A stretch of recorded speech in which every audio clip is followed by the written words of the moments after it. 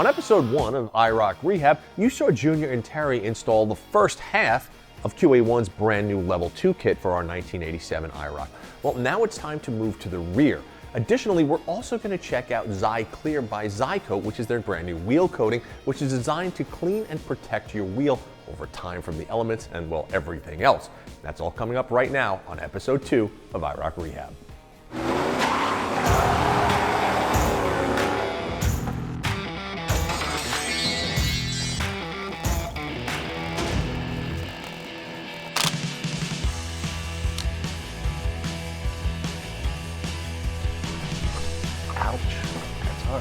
Now, I am just trying to capture and hold on to the rear axle, because once we start undoing everything, I don't want this rotating and flopping all over the place. So I'm going to try and keep it as close to where it is right now as possible, because we are going to have to move this all over the place to get everything up in there. The beauty of a 1980s Camaro is that it's a simple machine that can be disassembled with just a few sockets, a wrench or two, and some screwdrivers. Watching Junior pull the rear end apart came with the realization that if you've got even the slightest amount of mechanical confidence, that working on your own car simply isn't that big a deal. All it takes is time, patience, and maybe a buddy or two to lend a hand and an extra set of eyes when needed. That meant once the disassembly was complete, it was time for Junior to set up the rear shocks as per the QA1 instructions. So we have our QA1 rear shock. They don't come assembled because they have different spring rates. We have the 150B, so we'll assemble that. They do have a nice warning sticker here. You do want to peel this off. Do not jam it up in the threads. There we go. So in your adjustment collar, you do have a set screw. You want to make sure that's backed out and not hitting your threads.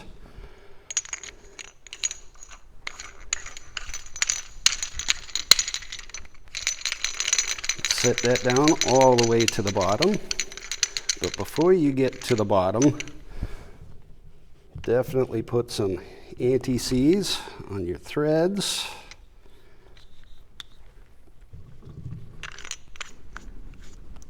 And yes, you will have to clean this all up later. Your thrust collar before you put the spring on. A little more anti-seize. Do not skimp on the anti-seize.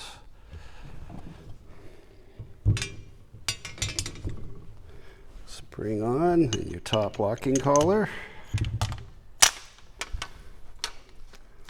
Snug up your adjustment collar, and then once the weight is on the car, we'll go around and we'll adjust everything, set our ride height as we want.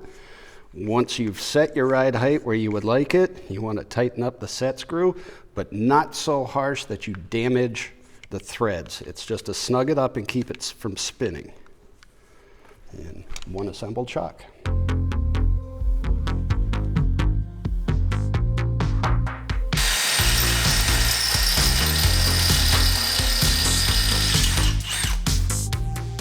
So the kit we're using uses coil-over shocks. What that means is that the coil spring that was originally in there is going away. We're not replacing that. This coil-over is going to mount in the place of the original shock absorber, but because it's now bearing the load of the car, it needs reinforced mounts. So QA1 designed this mount to go up top. This stud will go through the hole the original shock went through. This bracket will give it more rigidity. Junior's installing the lower mounts right now. They also bolt in place of the original shock absorbers. However, it's a double mount. It requires drilling a new hole for the upper portion of the double mount, and that's going to give that more strength as well. Again, because now the shock with the spring on it is carrying the load of the car. So one thing that we want to address is, it's kind of interesting. We went to just kind of test fit the bracket that holds the top of the shock in. And this is not a QA1 thing, this is a GM thing. You know, the size of the bolt that's going to go inside should just slide right up into the body of the car.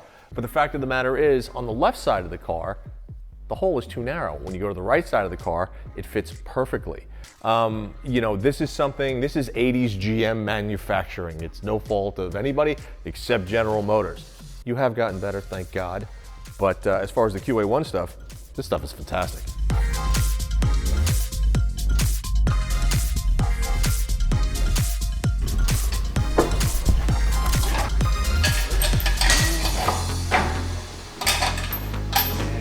Look at that. Oops. Oopsie. I just got to install it the right way.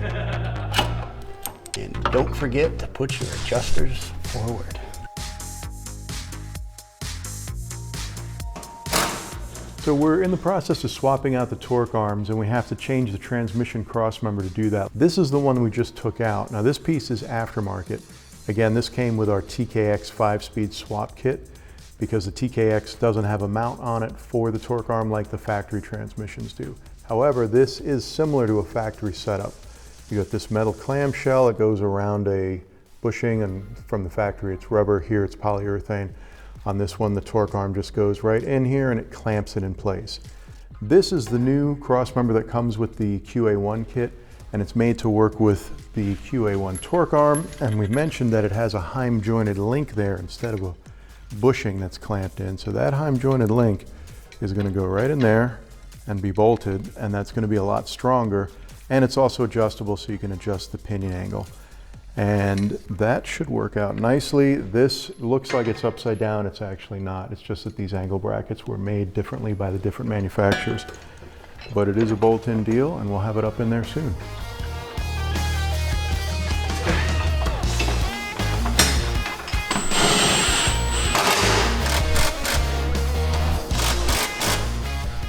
Wow, that actually sits in there nice. And they left a lot of space to run lines. Beautiful. All right, torque arm. Where is the torque arm?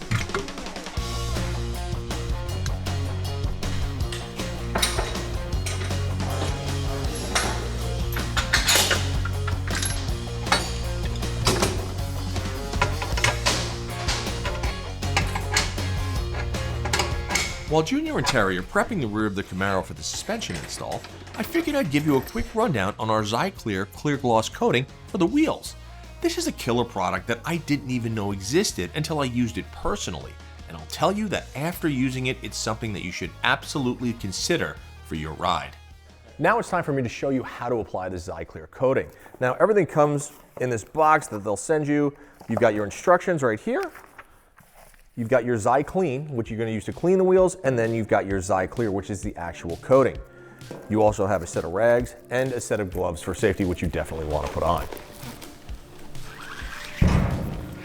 Okay, so the first part of the process is to grab your bottle of ZyClean, pop it open, put a little bit on your rag, which they supply, by the way, and basically you're just going to go around, wipe the wheel down, and clean every surface of the wheel. You know, if you've ever cleaned a set of wheels before, this isn't rocket science, you know how to do it. But what it does do is it does put kind of a cleaner surface on here, and it does tell you after you're done wiping down the wheel to let it sit for about 10 to 15 minutes. Make sure you get the wheel super, super clean, because once you put the ZyCoat on, you want that to adhere properly, and if there's dirt on the wheel, it will not. It's now time to apply the ZyClear. So before you apply the product, you do have to shake it well, which we already did. So now it's time for the application. So take one of the rags that they supplied in their kit, take a little bit, make sure you've got enough on there where you can see that the rag is properly saturated, and then just wipe it on.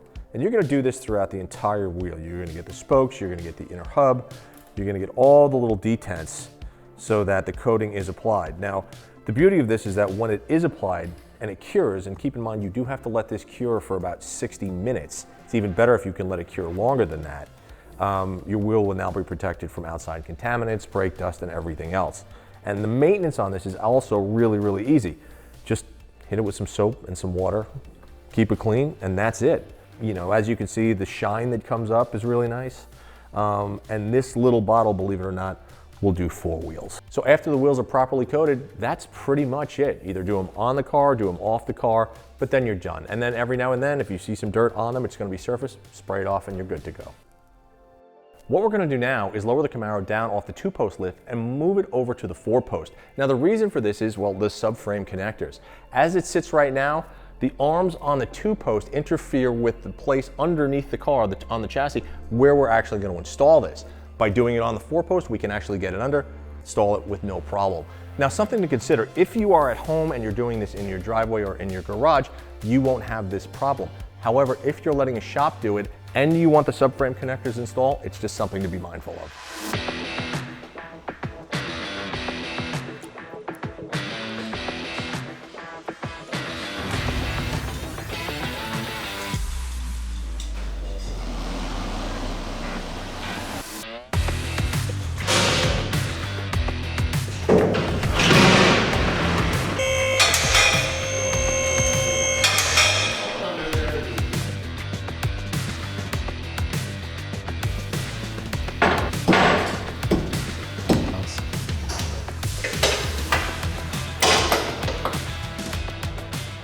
I am just drilling the holes in the subframe for the subframe connector.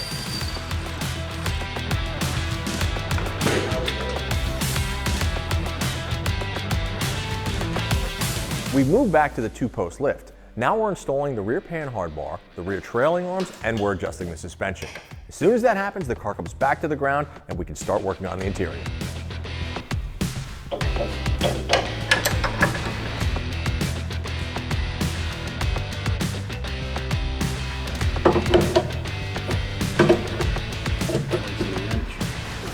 Okay, we've got the QA1 panhard bar installed. It's adjustable right here, and the adjustability there is to accommodate changes in suspension height.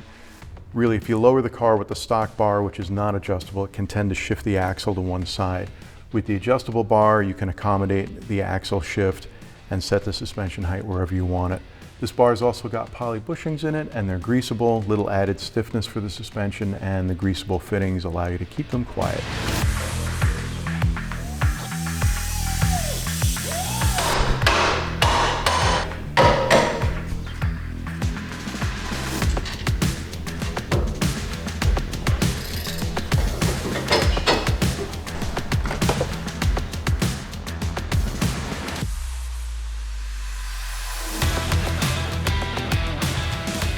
So we welded our trailing arm bracket onto the rear axle. We're going to install our new trailing arm now, but I'm going to use the old one to try and line up the length and give us a starting point, and then we'll do our adjustments later. So put the bolts in. Come on, stop fighting me. And then once it sets in, I know we're parallel to what we had before. Go install the new trailing arm.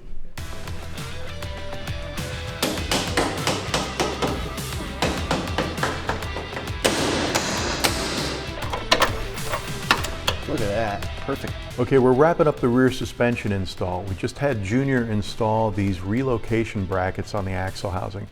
Now what these do is they give a new lower location for the trailing arms to bolt to.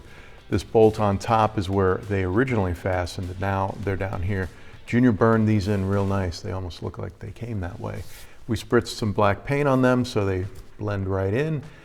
You can see now that the trailing arms are heading down as the axle's hanging. With the car lowered, the trailing arms were heading upward when the car was sitting at rest, and that's really not right for the suspension geometry. So that's what the relocation brackets do. We've got our new QA1 trailing arms in. They're adjustable, but we have them set to the factory length right now to start. And of course we've got our coilovers in. I think they're going to be set to full soft to begin. We're going to put the car down on the ground, and Junior is going to adjust the coilovers to set the ride height. We have to see where it goes. He's already got them cranked up a bit. And then the last thing to do is to put the rear sway bar on, and then we're done.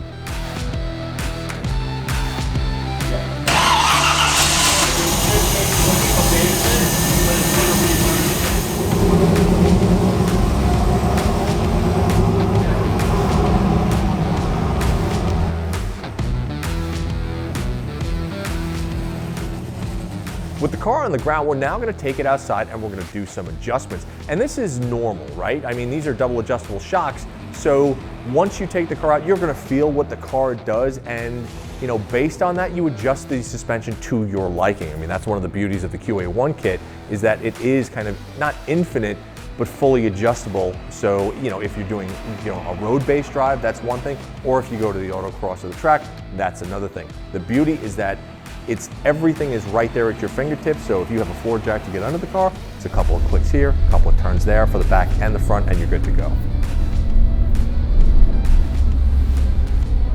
That's okay. With the suspension in and the brakes bled, it's time to put the wheels back on, put the car back on the ground, and start on the interior, and that's all coming up on episode 3 of IROC Rehab.